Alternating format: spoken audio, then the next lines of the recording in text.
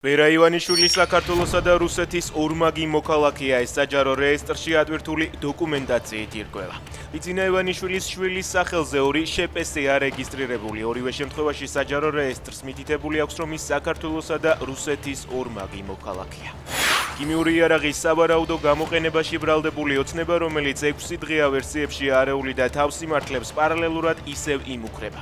შენ უნდა ისჯებოდე, გამოძიება დასრულდება და პასუხს აგებთ ყველა სიტყვის გამო, უთხრა ირმა ზავრადაშვილმა ფორმულას ჟურნალისტს. კრიტიკული კითხვების გამო მანამდე მან გურამ როგავას შეურაცხყოფა მიაყენა და ავადმყოფი უწოდა.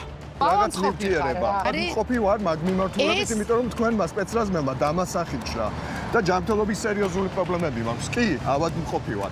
შემოთავაზებული პროგრამა არ არის მეცნიერული, არამედ რაღაც ინფანტილური. არ შეიძლება ჭხირკედელაობა, რადგან ეს ძალიან დიდი ზიანის მომდანია.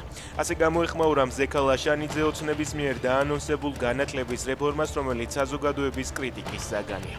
აკადემიკოსისა და ენათმეცნიერის განცხადებით დაანონსებული ცვლილებები დღევანდელ მოთხოვნებს არ შეესაბამება. სომხური სამოციქულო ეკლესიის არქიეპისკოპოსი ნარკოდანაშაულთან დაკავშირებული ბრალდებით დააკავეს. არშაკ ხაჩატურიანი სექს სკანდალშიც ფიგურირებდა.